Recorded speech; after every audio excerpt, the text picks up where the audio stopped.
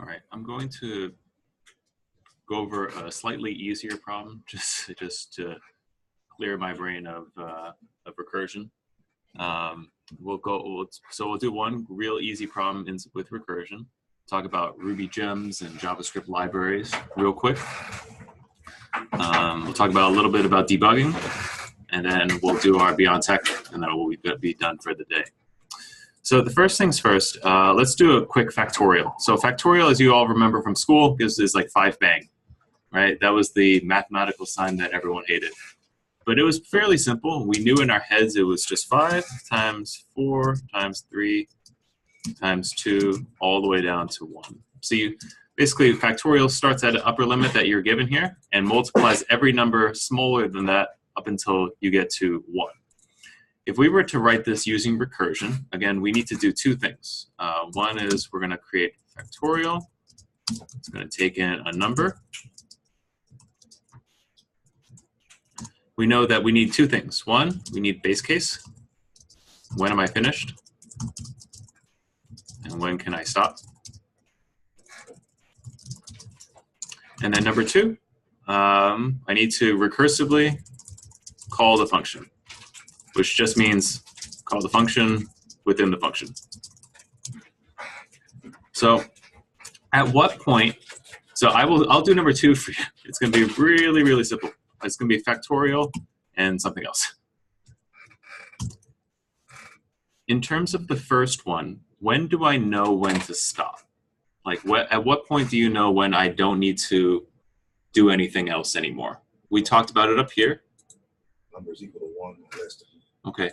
So you're basically saying that if the number is less than or equal to 1, I'm just going to say equal to 1 for now. What am I going to do? Like, I know once I get return 1. Yeah, let's return 1. This is my base case. This is when I know I'm going to be finished. Otherwise, I just keep going 5, 4, 3, 2, 1, 0, -1, -2, -3, -4. So I know that factorial, I keep decreasing by 1 all the way to the point that I hit 1, and I'm going to execute it again. So factorial, I'm going to recursively call the function, which is I'm calling factorial within factorial. And I think it's just number minus 1. Am I missing a return statement anywhere? Yeah. Okay, where? Right there. Right there. Let's just see if this works. We'll see if this works, and we'll actually run through the call stack ourselves. So factorial of 5. You should probably comment out your Zoom code. Thank you. I mean, can I ask you a question? Yep.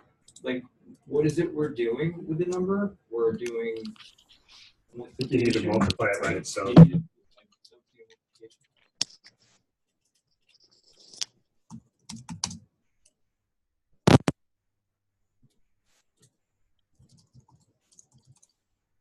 All right, so we got our factorial. So I'm going to run node factorial.js, and it gives me 120.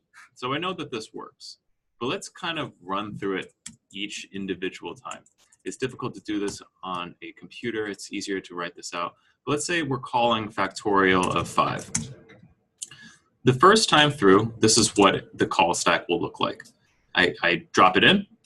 Is number equal to 1? It's not. So I'm going to return 5 times factorial of 4. As a person, or as a machine, do you know what factorial of 4 is? Can you multiply 5 times a function? No. So Return. I got to do it again. I got to keep going. So return, it's going to pass in 4 as number. Does 4 equal 1? No. So I'm going to return 4 times factorial of 3. I do it one more time. Return 3 times factorial of 2. And then finally, I get to return 2 times factorial of 1. And the final time that I go through here, I know that factorial of 1, number is equal to 1, so I'm going to return 1. So the factorial of 1, I can actually finally stop. This whole thing gets replaced with 1. And at this particular point, I can go back out the other way.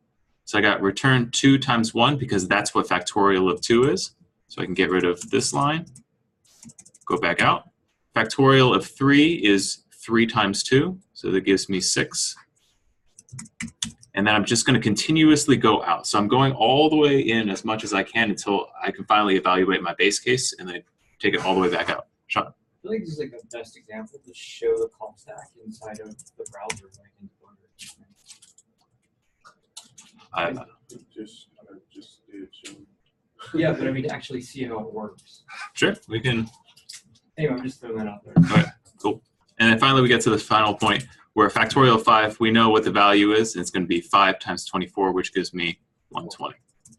It's a little bit about what's going on underneath the hood in a manual process. I don't have a tool off the top of my head that I know that will demonstrate everything in the call stack, so I will look that up and do it later. I wanted to do a quick object orientation review, but yeah, I'll do that first. Let's do a quick object orientation review. We haven't done a terribly large amount with it yesterday. Did Josh go over the Boggle with you all? The first part. The first part? Okay. Actually, no. Somebody did. I remember seeing Boggle somewhere. Yeah, he did the Boggle one. Cool. He did Boggle. Cool. I want to do just a quick, let's just do another example. Let's call this change machine. .rb.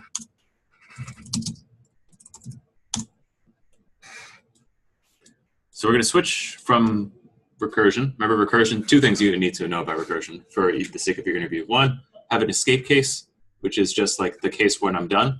And then 2, recall the function within the function. That's pretty much all you need to know.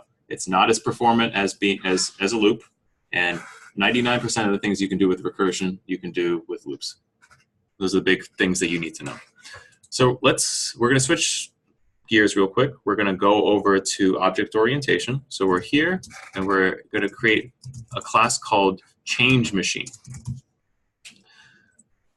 Now, remember, a class inside of Ruby, a class inside of JavaScript, just in object-oriented programming, a class is a bit of reusable code for a particular, you can think of it as a noun. A noun has different attributes to it, and it has different verbs that it can do. Let's say you're walking up to a vending machine, and the vending machine, you buy something, you do something, and it gives you something back. So what do you think your, like, if you were to write an algorithm, like a program to give out the change for a particular machine, what input would you need? Yeah, def initialize. So the initialize is basically saying, I'm going to breathe something into existence, and it needs certain attributes in order to be breathed into existence. So if I have a change machine and I create like a new change machine, you said the amount they paid and amount owed or something like that. Like if I give you, if I give them $1 for something that costs 75 cents, those are the 2 things that this change machine may or may not need. So you initialize this particular change machine. So C equals change machine.new. Let's say that something costs, the amount they paid was $1 and the amount owed was 0.75. From here, I can basically take a lot of logic and just kind of shove it inside of here. Again, change machine, object orientation in general is reusable code that you can do over and over again. We did an example with like cats and dogs the other day where every single dog had a breed, every single dog was able to bark. This is something that's reusable. So if you were to create a change machine for like a vending machine or something like that, like this is something that you could take the same code and use it on all these different machines. Is it, I asked this question yesterday, Josh wasn't sure, so Sure. I was just sort of curious. Is it best practices to never call a method upon creation? Because you can put that inside of the initialize, you can actually call something immediately. So when you create the next new one, it'll just do the thing. Mm-hmm. Is that a bad idea? No, you can do that.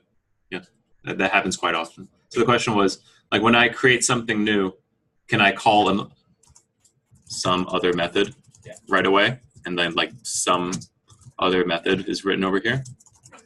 Yeah, you can totally do that. That's fine.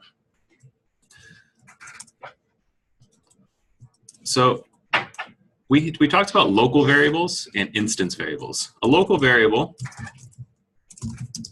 is something like this. It doesn't have anything at the beginning, and it only exists within the context of lines 2 through 4. If I had def some other method, and I tried to call local variable inside of here, this breaks because local variable is only local to this particular context. It dies out. It's a fish out of water. It cannot survive outside of lines 2 through 4. Now, we as human beings, we have the ability to be in the ocean, and we have the ability to be outside of the ocean. If we want a variable that survives past just this particular method here, we throw an @ sign at the very beginning. So amount owed equals amount owed, and amount they paid equals amount they paid. Again, a local variable only exists within the context of the method that you created. So local variable only exists within lines 2 through 6, will not survive on line 9, fish out of water. Human beings, however, can survive on water and on land. Similarly, when I do amount owed, or amount that they paid, by throwing the symbol in the front, it turns a local variable into an instance variable, meaning that within the context of lines 1 through 12, or however long this particular class becomes, I can use amount owed and amount they paid anywhere that I'd like. John? So I'm guessing for these instance variables, we want to be super careful with them and only put them in the initialize function. 95% of the time. So the question was, because instance variables can be used all across the entire instance of that particular class. Against an instance of a class is like, we are all instances of the class person. We are all people in some way. We are all people, period, in some way. We're all people, and we are all instances of people. We are individuals like created off of that giant class. The question was, because these instance variables are more powerful and they can be used across different methods, should they all be in the initialize so that we have one place to look? 95% of the time, yes. Some of the other times, no. Two questions for these, because I don't know how they work exactly. So as far as like, if say you wanted to like do your diligence and create a whole bunch of global variables that you'll be using because that's an important class, right? Sure. Like, is there a way by which in the future you realize you didn't do something like at that level, at the like level of like the parent giant, you know, class you've created, and you want to like update that, like then actually have that pour through the rest of them? Is there a way of doing that? Yeah, you create a class variable, but we'll talk more about that on Monday. Okay. Yeah, you can create a class or a global variable, and those are to be used sparingly because there's fewer instances that you would want to change something within all instances of a class rather than on that particular instance. You have to be pretty smart about that. You have to be it has to be a very deliberate decision. Yeah. Let's put it that way. So we talked about two types of variables. Local only exists within this particular context. The @ turns it into an instance, which means that it's available within the entire instance of that particular class. Now we're going to make a very, very simple, we're going to do something very simple. A change machine, like the change portion, the program that gives you the change out of a vending machine takes two things in. One of them is the amount that you as the consumer paid and the amount that the item costs, how much you actually owe. How do I figure out what change I give to somebody? You just take the amount they paid minus the amount. Sure. So I know that I'm just going to do amount owed minus amount they paid. Will this work on its own right now? No. Why does it not work at this particular point? I don't have a getter method. Can you explain what the concept of a getter? Allows you to read or write from the initialization. Yeah, pretty much. So when I create my instance variables over here, I can call them anywhere that I'd like. So I can just do @amount owed and @amount paid, and then we'd be totally finished at this particular point. Because I've declared it in the initialize, I've set it, I can use it in any other method that I'd like.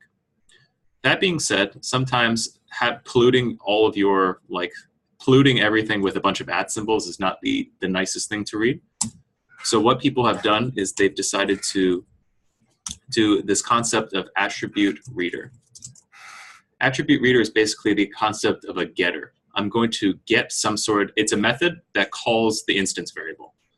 So I'm going to do amount they paid and amount owed. The equivalent of this one line here on line 2 is this. Def amount they paid is going to return at amount they paid, and def amount owed will return you at amount owed. So this one line, line 2, actually replaces all 6 of these lines right over here. So that when I call amount owed, originally it would call a method that returns the instance variable, but because I put it as an attr reader, I can get rid of all of these lines. Now, I don't like this name some other method. What would you want to make your, what would you want your method to be called? Cashback? Okay, something else. I don't disagree with that. I just say like Change do, or just make change or something like that. Change. I'm just going to call this make change. So again, we have this particular object. It's called a change machine. It can exist here in this building. It can exist in the Chase Tower. It can exist in, you know, in Tokyo, where they have all of those different different vending machines that they have. At the very core of it, it's reusable code that I don't need to write over and over again. If I have this one program, I could just deploy it to a whole bunch of machines. Why not just do that? This particular change machine has 2 things that it needs to know right off the bat: the amount they paid and the amount that's owed. From here, all I got to do is just I create a new machine and do c.make change. And let's see what we get. So hopefully this will give me 0.25 Ruby change machine.rb and negative 0.25. Then we should switch around amount they paid minus amount owed. Okay. Let's find out. 0.25. That's how much is that we need to do. Now this is obviously this is an extraordinarily simple object, and you might just be wondering, why can't I just write this in a function? And you can. The idea is once you get much larger than this, so let's think through real quick through something like Chase.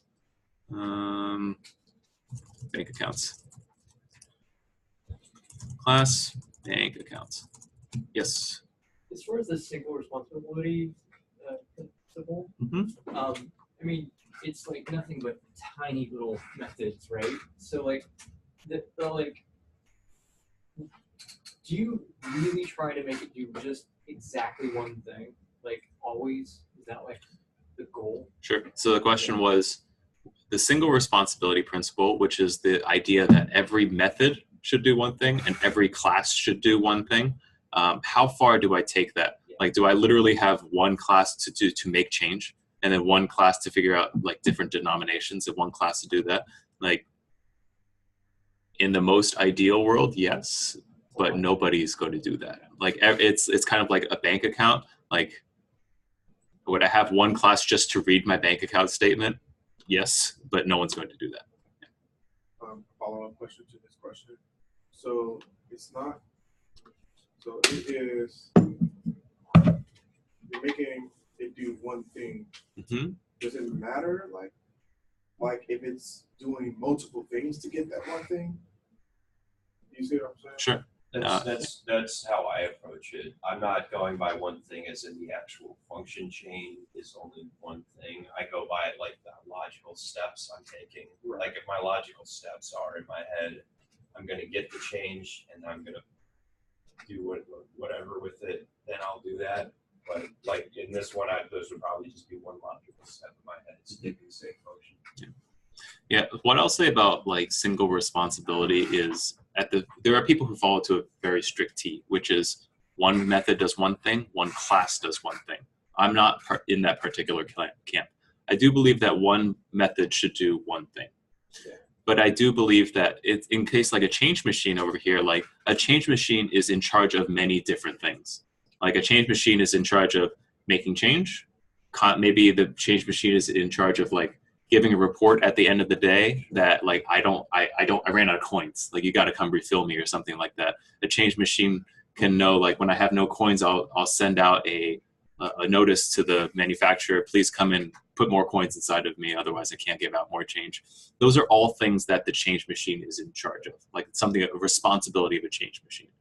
That seems to fit the OOP idea of Yep. like a thing has different qualities. Exactly, yeah. And we said like a class is basically a noun. It has attributes to it.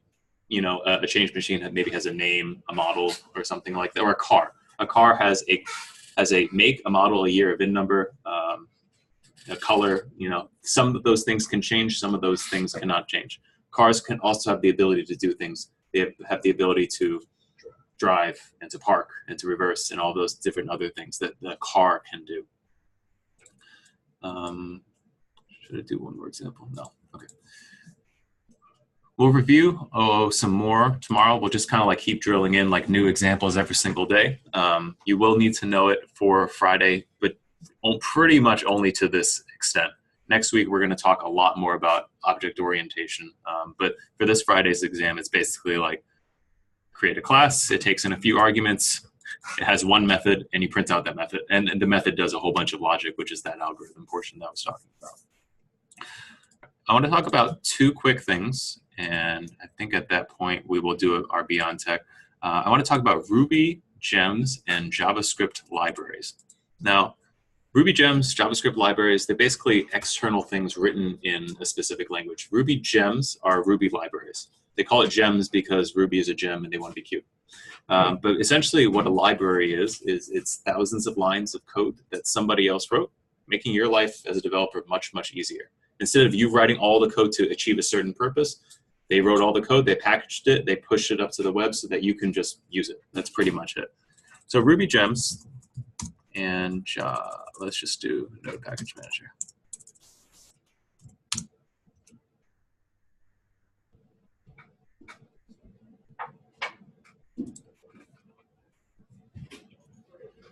Most of the time when you're talking about like, I wish there was something that would do this for me, it already exists. 9 times out of 10. It may not exist, but I have found 9 times out of 10, I wish there was something that would do this for me, probably already exists. Yeah, Sean. There's probably like even duplicate versions of that where there's no nuances. Yeah. So this Ruby Gems is a company basically that just manages all the different versions of the gems. So they have every single gem or Ruby library ever published, and whether or not it's up to date, how many contributors there are, how many likes there are, et cetera, et cetera. You can see that it has been downloaded 22 billion times. Node will inevitably be much larger. There are different gems, and you can kind of go through them. There are 9,343 gems in total, and not all of them are going to be relevant for you. There's a few ones that are very popular. We talked about Pry the other day to use as a debugging tool. Let me just find Pry. I'm just going to search for Pry. And you can kind of see Pry is something that has been used quite a bit. 68 million downloads of Pry. And when I click on this, you can just kind of see all I need to do to use it is just do gem install Pry, and you can read more about each individual gem through the links here on the right-hand side. Obviously, I won't have the chance to go through obviously every single gem, but the two big ones that you're probably going to need to know. First one is going to be Pry. We use it as a debugging tool. Another kind of fun one is called Faker. So a lot of times when you are writing like a particular app and you need to seed your database with dummy data, like let's say I want to have 1,000 users. Imagine if you had to go through and actually create 1,000 users. John Conway, John Deere, John Echo, John Foxtrot, John Golf. You know, like if you had to create all those people, you'd probably be very, very unhappy with your particular job. So somebody said, you know what, I'm doing something repetitively. I'm doing it over and over and over again. I don't want to do that anymore. So there's a Faker gem. Let's take a look at it. On every single page, it's most likely going to be hosted on GitHub, and you can kind of see how popular something is based off this thing up here.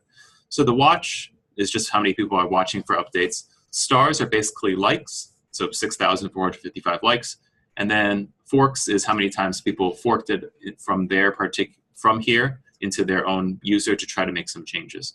You can see there's 1,200 commits. And basically what you've got here is more or less a README that generates like how to use this. So I just do gem install faker, and then it generates fake data for me. These are all like the different things that you can fake. There's addresses, there's apps, there's avatars, there's quotes from Back to the Future. Let's take a look at this. And all I really, what's that? Yeah, pretty much. It's all you have to do is basically do gem install faker and just do faker Back to the Future .character, and it will return some random character from Back to the Future or some sort of random quote. Let's see this in action. So we'll just do IRB. Oh, whoops. I'm going to just do gem install faker. So this is going to call out to Ruby gems to download faker from the web onto to download and install into my particular computer. Sean? All gems are installed globally, right? Yes, all gems are installed globally, not necessarily the case for NPM. So I saw a lot of nonsensical names for gems on that site, so yeah. I'm guessing anybody can push it. Anyone could push a gem. And there's no oversight. Nope. So you gotta, okay, so you just have to figure out which one will work for you. So I have IRB. I'm just going to do require faker. At this point, the require faker brings in the entire faker library into this particular IRB session, and we can kind of pick and choose what we would want to do. I like this one. There's faker for Chuck Norris. So all I got to do is say, oh, it looks like all I've got to do is faker : Chuck Norris .fact, and it'll return me a fact about Chuck Norris. All right. So when I use this, it says there's nothing regular about Chuck Norris's expressions. I don't know any of this. Chuck Norris doesn't need an OS. Quantum cryptography does not work on Chuck Norris. So it's kind of like there's dummy data so that you don't have to type in a bunch of stuff over and over again. That's a little bit about Ruby gems. Similarly, on the other hand, there is the equivalent of Ruby gems inside of Node and JavaScript is called Node Package Manager. It's a company that basically collects all of the different JavaScript libraries. Again, libraries, thousands of lines of code somebody else wrote it to make your life as a developer easier. And it's located, I think, in Oakland, California. They just basically just gather all of these different gems to get these different libraries together and just keep track of all of them here. It looks a little bit nicer. It's obviously JavaScript is like the web's language, and it's going to be around forever. Yes, it'll be around forever. I'll just say that for now. And let's kind of take a look at what all the different packages that they have. So there's different things. Maybe there's HTTP server. So it's kind of like, oh, I wish I could, start a server really fast. I don't want to write all the code to make my code run from my browser into real existence. Don't worry, just look it up. There's like tens of thousands of JavaScript libraries out there. It's just been downloaded 112,000 times in this week alone.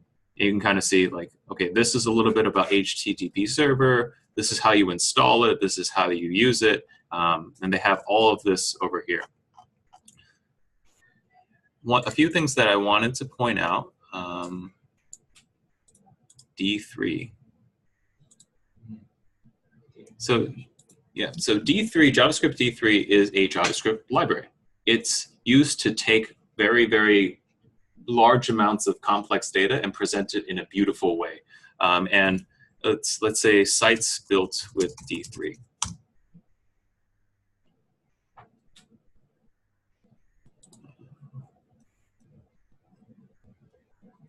I clicked on something by accident. Oops. Let's just do JavaScript D3.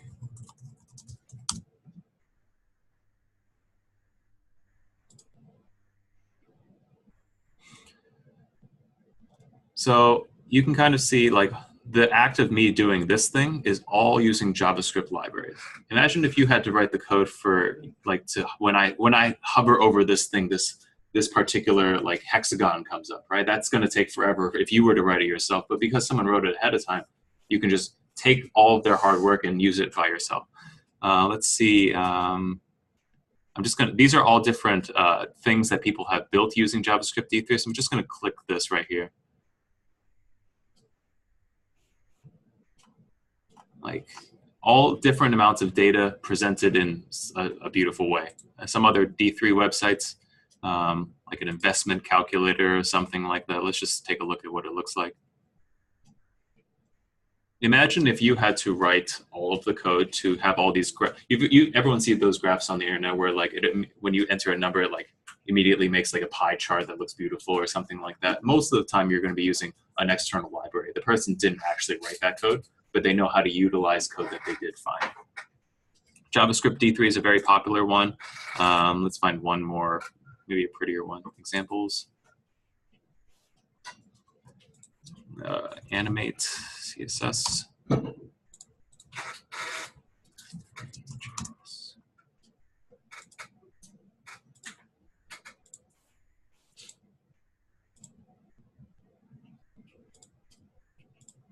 So another example of a library, this is not a JavaScript library, but it does use JavaScript, is one called animate.css.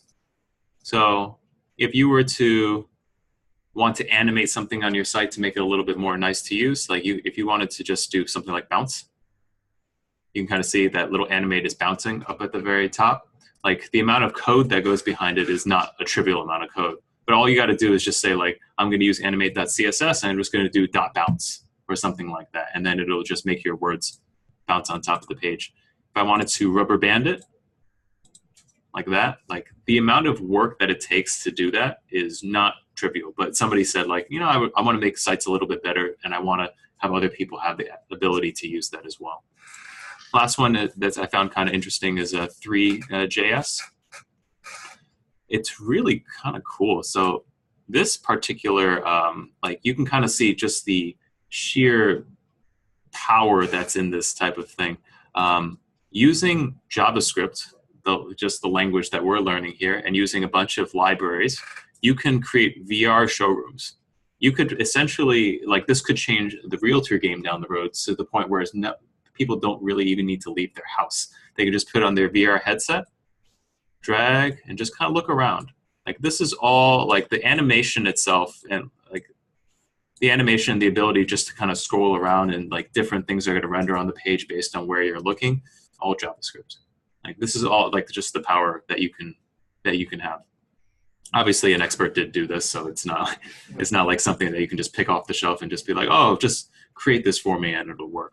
But I just found that to be like, it's flashy. It's kind of cool. I can zoom in on it, different material, change a bunch of stuff like this, turns around. Like this is all stuff that's using this 3JS JavaScript library. Yeah, it's pretty cool. Okay, all right, let's jump over to our Beyond Tech for the day. And then I think we should be done at 11. Code Platoon, Beyond Tech.